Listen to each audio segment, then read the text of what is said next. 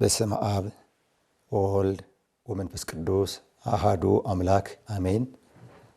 አምላካችን እግዚአብሔር በሰማይ በመላእክት በምድር በደቂቀ አዳም ዘንድ እንዲሁም በፍጥረታት ሁሉ የተመሰገነ ይሁንና በቅድስት ሀገር ኢትዮጵያና በመላው ዓለም ያላችሁ የኢትዮጵያ ኦርቶዶክስ ተዋሕዶ ቤተክርስቲያን ሃይማኖት ተከታዮች በሙሉ በልዑል እግዚአብሔር ስም እንደምን ከረማችሁ፣ እንደምን ሰነበታችሁ፣ እንደምን ዋላችሁ?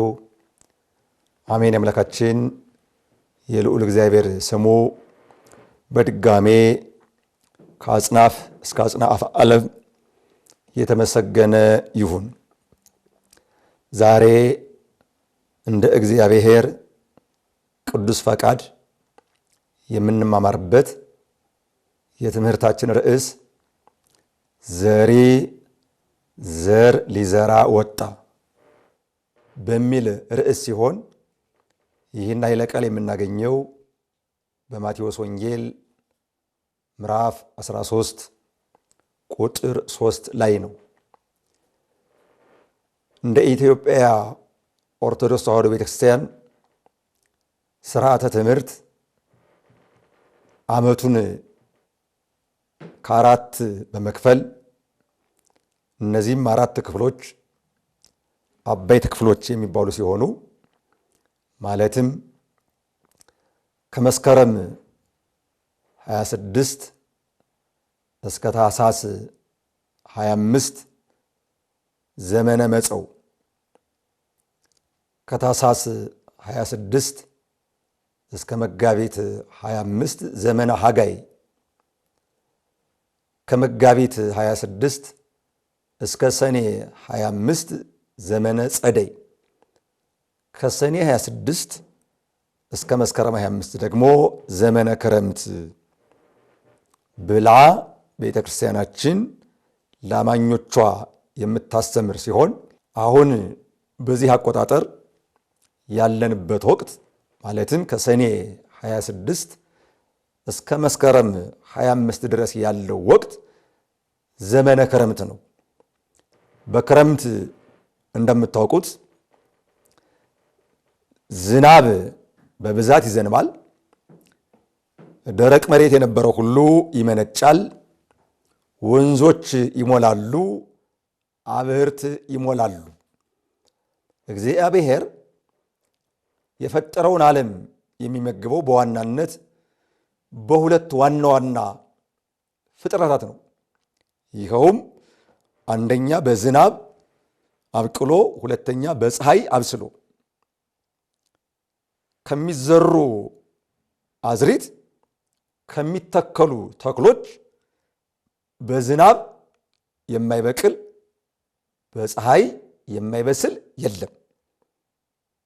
ገበሬ ሲያርስ ከርሞ በዋናነት ዘር የሚዘራው በክረምት ነው።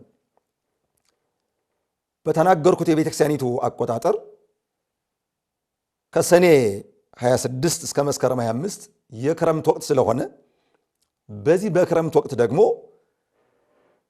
ያረሰውን ያለሳለሰውን መሬት አሁን ዝናብ ጥሩ ሆኖ ስለዘነበለት ይህ ገበሬ ዘሩን ሊዘራ ወጣ።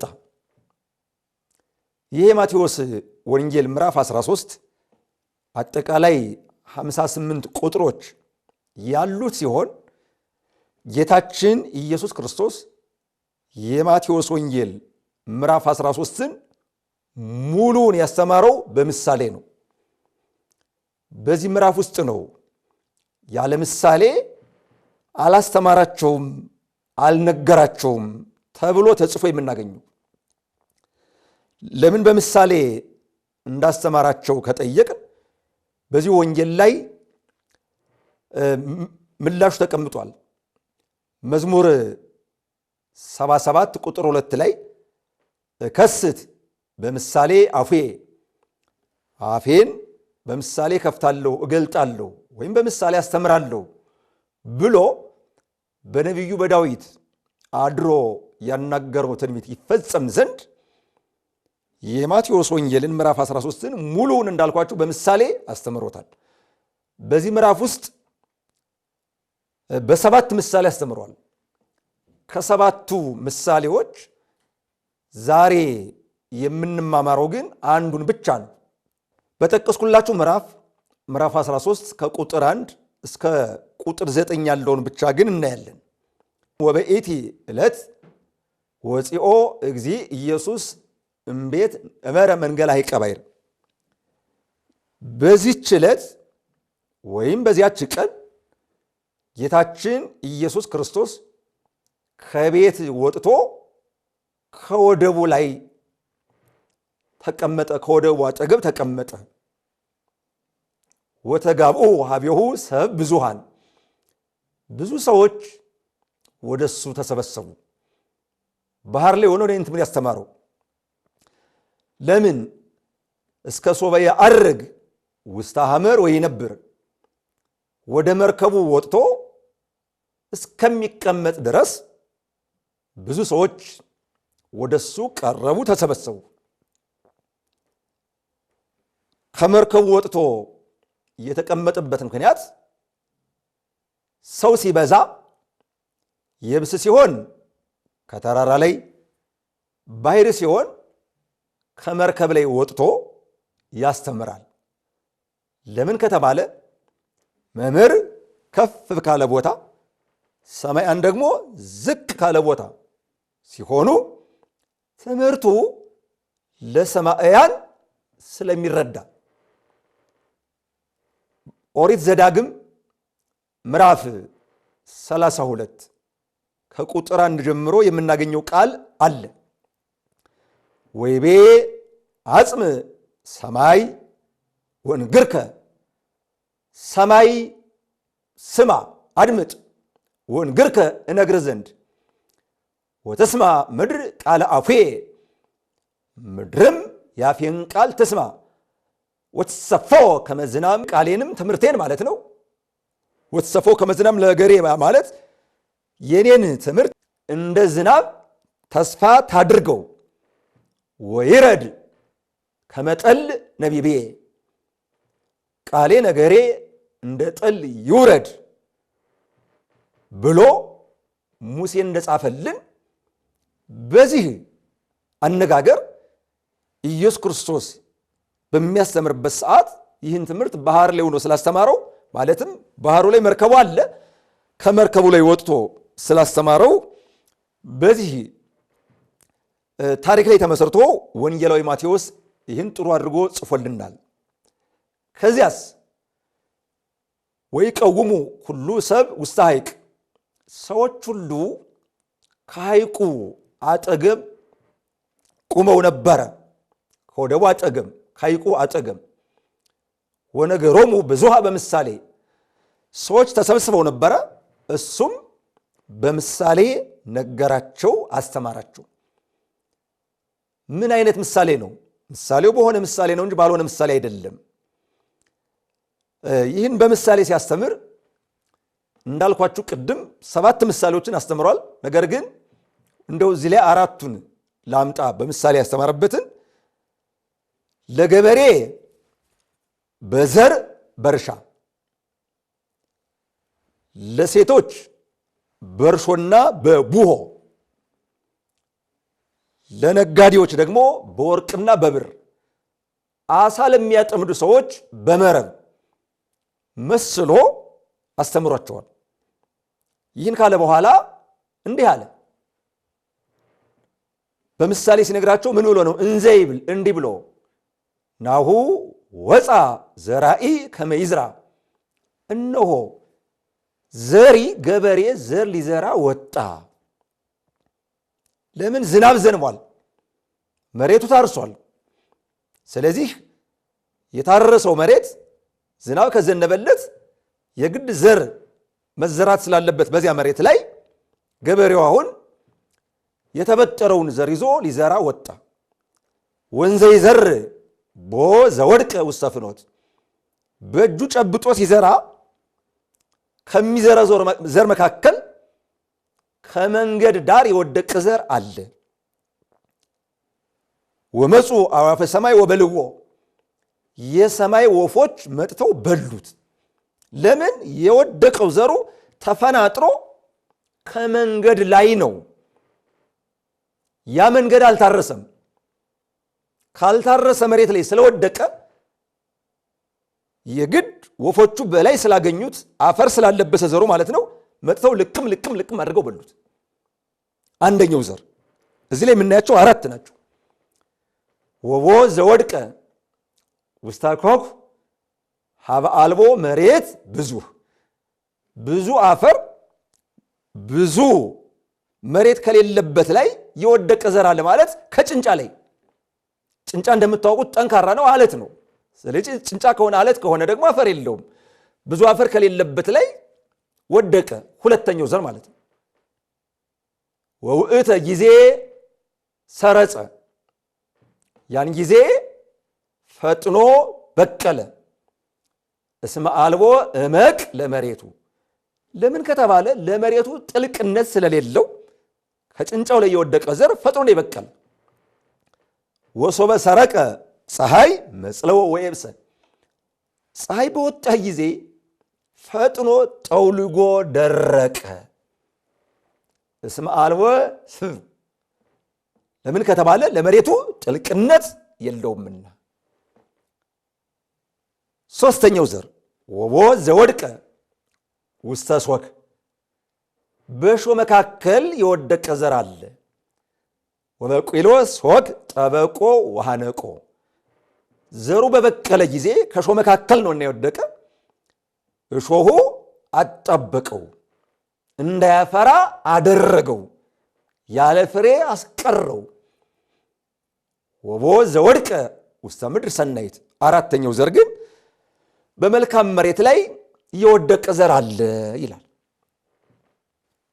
ከዚያም በመልካም መሬት ላይ ስለወደቀ ምን አደረገ? ምን አስገኘ ካላችሁ ውሃ በፍሬ ፍሬ የሰጠ ማለት ምን አይነት ፍሬ? ቦ ዘሚት 100 ወቦ ዘ60 ወቦ ዘ30 ምክንያቱም ይህ ዘር የወደቀው በመልካም መሬት ላይ ስለሆነ።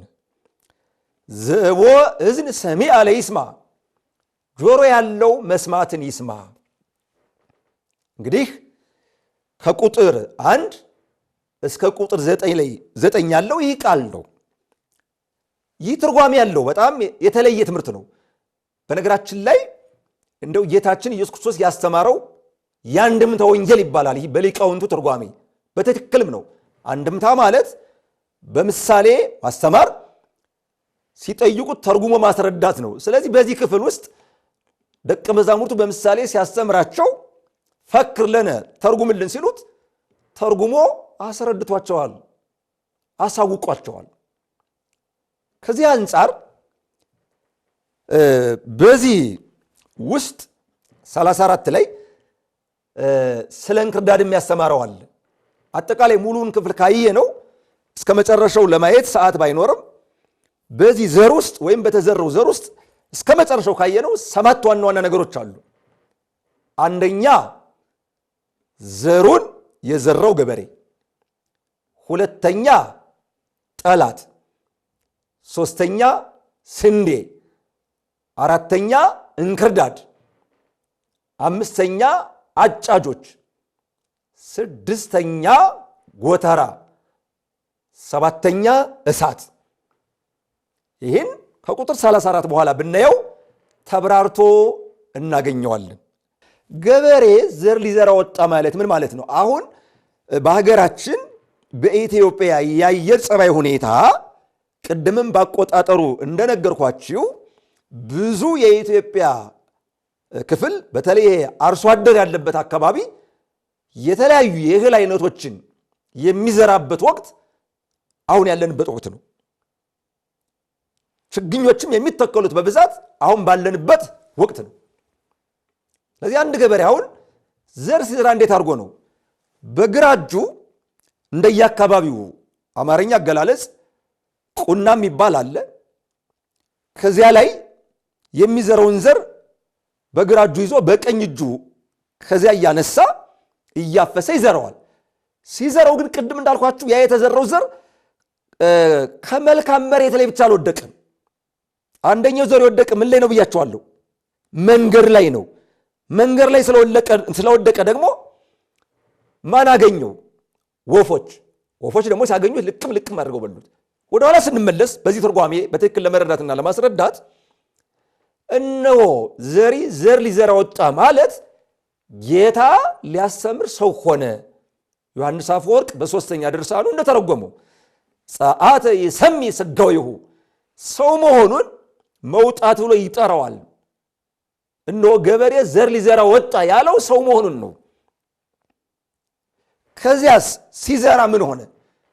በመንገድ ዳር የወደቀ ዘር አለ ማለት በልበ ዝንጉዓን ሰምተው በማያስተውሉ ሰዎች ልብ ያደረ ትምህርት አለ። ወመፁ አዕዋፈ ሰማይ ወበልዎ የሰማይ ወፎች መጥተው በሉት ማለት አጋንንት ትምህርቱን ነጥቀው የወሰዱበት የበሉት ደስ እንደሚያሰኝ የጠጡት ደስ እንደሚያሰኝ አጋንንትም ሰውን ሲያስቱ ደስ ይላቸዋል። መላእክት ሰው ንስሐ ሲገባ ደስ ይላቸዋል። አጋንንት ደግሞ ሰው ኃጢአት ሲሰራ ደስ ይላቸዋል። መጽሐፈ መክብብ ምዕራፍ 10 ቁጥር 20 ላይ የተጻፈ ቃል አለ። ወአንተሂ በህሊናከ ንጉሰ ኢትርግም ወበውሳጤ ቤትከ ኢትርግም ብኡላነ እስመ ኦፈ ሰማይ ያወፅ ነገረከ ወዘቦ ክንፍ ይዝየኑ ንባበከ። ምን ማለት ነው ይሄ? የሰማይ ወፍ የተናገርከውን ቃል ያፍህን ቃል ያወጣዋልና እንደገና ክንፍ ያለው ወፍም ነገርህን ያወራዋልና በመኝታህ እንኳን ሆነህ ብቻህን ሆነህ ንጉሥን አትሳደብ። ባለበት ቦታ ሆነህ በመኝታ ቦታ ሆነህ ባለጸጋንም አትሳደብ። ማን ያወጣዋል? የሰማይ ወፍ። የሰማይ ወፍ የተባለ ማን ነው? ጋኔን ሰይጣን ነው። ስለዚህ እዚህ ላይ መጥተው ለቅመው በሉት የተባሉ እነማን ናቸው? አጋንንት ናቸው። የተለየ የወደቀውን መንገድ ላይ የወደቀውን ዘር ወፎች እንደለቀሙት ሳይበቅል እንደቀረ ሰምተው በማያስተውሉ ሰዎች ልቡና ያደረ ትምህርት ካለ አጋንንት ነጥቀው ወስደውታል ማለት ነው። ትርጓሜው ይሄ ነው። ሁለተኛው ደግሞ ከጭንጫ ላይ የወደቀው ማለት ስፉህ አእምሮ የሌላቸው ለጊዜው አወቅን ተረዳን የሚሉ ፈጥኖ በቀለን የተባለ ልብ በሉ። ለጊዜው አወቅን ተረዳን አሉ። ነገር ግን ፀሐይ በወጣ ጊዜ ደግሞ ጭንጫ ላይ የወደቀው ዘር ፈጥኖ ጠውልጎ ደረቀ ማለት ስፉህ አእምሮ የላቸውምና እነዚህ ሰዎች ለጊዜው አወቅን ተረዳን ቢሉም አላዊ ንጉሥ መናፍቅ ጳጳስ የሚያመጡበትን መከራ አይቶ የካደ ማለት ነው። ፈጥኖ ለጊዜው አወቅኩ ብሏል። ነገር ግን መከራ ሲመጣ አልታገሰም። ሃይማኖቱን በትክክል የተረዳ ሰው በስልጣን አይታለልም፣ በገንዘብ አይታለልም። ምክንያቱም እስከ ሞት ድረስ የታመንክ ሁን ነውና ተብሎ የተጻፈው ዮሐንስም በራእዩ እንደጻፈልን ምንም አይነት መከራ ቢመጣባቸው ሃይማኖታቸውን በትክክል የተረዱ ሰዎች የሚመጣውን መከራ ሁሉ ታግሰው ይቀበላሉ እንጂ ሞትን ፈርተው እሳቱን ስለቱን ፈርተው ስልጣን ፈልገው ገንዘብ ፈልገው በምንም አይነት መልኩ ሃይማኖታቸው አይወጡም፣ ማተባቸውን አይበጥሱም። እዚህ ላይ ግን ለጊዜው ያወቅን የተረዳን ቢመስላቸውም ጠንከር ያለ አዋጅ ሲታወጅ አላዊ ንጉሥ መናፍቅ ጳጳስ በአንድ ወቅት በጋራ በተነሱበት ጊዜ ሲያስፈራሯቸው ሃይማኖታቸውን ሊለውጡ ከእግዚአብሔር ጋር ሊጣሉ ይችላሉ። እንደዚህ የተባለው ይሄ ነው። ሶስተኛው በእሾህ መካከል የወደቀው ዘር የተባለው ደግሞ በልበ ብዑላን በባለጸጎች ልብ ያደረ ትምህርት ማለት ነው። አሁን በቅሏል፣ በእሾህ መካከል ነው ግን ነገር ግን ማፍራት አልቻለም። አሁን በባለጸጎች ልቡና ያደረ ትምህርት ከሆነ ምንድን ነው የሚያስቀርባቸው? በእሾህ የተመሰለ ምንድን ነው? ያ ዘር እንዳያፈራ እሾሁ አጣበቀው፣ እንዳያፈራ አድርጎ አስቀረው። ምን ማለት ነው? አውቆ ስራ እሰራለሁ ቢልም አንድ ባለጸጋ 5 ነገሮች ግን እንዳይሰራ ያደርጉታል። አንደኛ ፍቅረ ብሲት፣ የሚስት ፍቅር። ሚስቱን አትውደድ እኮ ማለት አይደለም፣ ወይም ሚስትን አትውደድ ማለት አይደለም። ሁሉም ግን ከእግዚአብሔር በታች ናቸው። ከእግዚአብሔር በላይ የሚወደድ ምንም የለም። ሁለተኛ ፍቅረ ውሉድ፣ ለልጆቹ ብቻ እያለ ለእግዚአብሔር የማይገዛ። ሶስተኛ ትካዘ ዓለም፣ ስለ ዓለም ብቻ መጨነቅ፣ ስለ ምድራዊ አኗኗር ብቻ ማሰብ መጨነቅ። አራተኛ ሀልዮ መንበር፣ ስልጣንን ማሰብ። አምስተኛ ብዕል ሰፋጢት፣ አታላይ ገንዘብ። እነዚህ መንፈሳዊ ሥራ እንዳይሰራ ያደረጉት በምን ተመስሏል? በእሾህ መካከል የወደቀ ዘር ተብሏል። አራተኛው በመልካም መሬት የወደቀው ማለት በበጎ ልቡና ያደረ ትምህርት ማለት ነው። እውነተኞች ሰዎች እንግዲህ ሰሙ፣ የሰሙትን ቃል እግዚአብሔር አይረሱም፣ አያጠፉም። ምክንያቱም ሁልጊዜ በአይምሯቸው ይወጣል ይወርዳል። ስለዚህ ምንም አይነት ነገር ቢመጣ ከተማሩት ትምህርት አይወጡም፣ ከሕግ እግዚአብሔር አያፈነግጡ። ከዚያ በበጎ መሬት ላይ የወደቀው ዘር ማፍራት ብቻ አይደለም። ገበሬዎች ይህን በደንብ ያውቁታል። አርሶ አደሮች አንዲት የበቆሎ ፍሬ ተዘርታ ምን ያክል ፍሬ እንደምታፈራ አስቡት። አንዲት የጤፍ ፍሬ ተዘርታ፣ አንዲት የስንዴ ቅንጣት ተዘርታ ምን ያክል ፍሬ እንደምታፈራ አስቡት። ምመና 100 ያፈራ፣ 60 ያፈራ፣ 30 ያፈራ ማለት ስራውን የሚሰሩት ክርስቲያኖች በ3 ወገን ነው። አንደኛ በወጣኒነት፣ ሁለተኛ በማዕከላዊነት፣ ሶስተኛ በፍጹምነት። በ3 ደግሞ ይከፈላሉ። በሌላ አነጋገር ማለት ነው ከሰማዕታት እንደነ ቅዱስ ጊዮርጊስ፣ እንደነ ቅዱስ መርቆሬዎስ፣ እንደነ ቅዱስ ፋሲለደስ ያሉት ባለ 100፣ ከነዚያ ዝቅ ያሉት ባለ 60፣ ከነዚያ ዝቅ ያሉት ባለ 30። ለምን? መከራ ይበላለጣል፣ ክብርም ጸጋም ይበላለጣል። በተቀበሉት መከራ ልክ ዋጋቸው ይበዛል። ከመነኮሳት ደግሞ እንደነ ቅዱስ እንጦንስ፣ እንደነ ቅዱስ መቃርስ፣ እንደነ ቅዱስ ጳኩሚስ፣ እንደነ አቡነ አረጋዊ፣ እንደነ አቡነ ገብረ መንፈስ ቅዱስ፣ እንደነ አቡነ ተክለ ሃይማኖት ያሉት ባለ 100፣ ከዚያ ዝቅ ያሉት ባለ 60፣ ከዚያ ዝቅ ያሉት ባለ 30። ከሰባ ዓለም ማለትም በዚህ ዓለም ደግሞ ሚስት አግብተው ትዳር መስርተው ወልደው ከብደው ከሚኖሩት ደግሞ እንደነ አብርሃም፣ እንደነ ኢዮብ ያሉት አሁንም ባለ 100፣ ከነዚያ ዝቅ ያሉት ደግሞ ባለ 60፣ እዚያ ዝቅ ያሉት ባለ 30 ናቸው። ስለዚህ በትምህርታችን ርዕስ መሰረት ዘሪ ዘር ሊዘራ ወጣ ማለት ትርጉሙ ምን ማለት ነው ብያቸዋለሁ። ኢየሱስ ክርስቶስ ሊያስተምር ሰው ሆነ ማለት ነው። ምዕመናን ይህን ወደኛ ሕይወትን መልሰው 365 ቀን የእግዚአብሔር ቃል ይዘንባል። ሰው ሳር ነው። ቅዱስ ዳዊት በመዝሙሩ እንደተናገረው ወይም እንደዘመረልን ሰብእሰ ከመ ሳዕር መዋዕሉ ይላል። የሰው ዘመኑ እንደ ሳር ነው እና ሰው ሳር ነው። ሳር ዝናብ ካገኘ ይለመልማል፣ ዝናብ ካጣ ይደርቃል። እኛ ክርስቲያኖችም ከእግዚአብሔር ቃል የምንርቅ ከሆነ ከመንፈሳዊ ሕይወት እንርቃለን፣ እንደርቃለን። ንስሐ ገብተን አንለመልምም። ለምልመን አብበን ፍሬ አፍርተን ለቅዱስ ሥጋውና ለክብር ደግሞ አንበቃም። ዝናብ ያገኘ ሳር እንደሚለመልመው ሁሉ የሰው ልጅም በዝናብ የተመሰለውን የእግዚአብሔርን ቃል ካገኘ በመንፈሳዊ ሕይወት መለምለም አለበት የሚነግረን እንደዚህ ነው። ስለዚህ አሁን ይሄ የተዘራው ዘር ምን ላይ ነው የወደቀ? ከ4 ቦታዎች ላይ ነው ብያለሁ። ኢየሱስ ክርስቶስ ያስተማረው የወንጌል ትምህርት ከስንት አይነት ልቡና ነው ያደረ? በመንገድ ዳር ከተመሰለው ነው ወይስ በጭንጫ ከተመሰለው ነው ወይስ በእሾህ ከተመሰለው ነው ወይስ በበጎ መሬት ከተመሰለው ነው? በበጎ መሬት ከተመሰለው መሬት ላይ ያዘር ወድቆ 160 30 እንዳፈራ እኛም በምንችለው መጠን የወንጌልን ሕግ ጠብቀን ቃሉን ተምረን ባለ 100 ባለ 60 ባለ 30 ከተማሉት እንዲደምረን የልዑል እግዚአብሔር አምላክ ቅዱስ ፈቃዱ ይሁንልን። ዘመኑ በጣም አስቸጋሪ ነው። ታላቁ አባት አባ እንጦንስ እንዲህ አለ፣ ንጽህናን ስትከተሉ በመከተላችሁ ወይም ንጽህናን በመከተላችሁ ዓለም ልትተቻችሁ ትችላለች።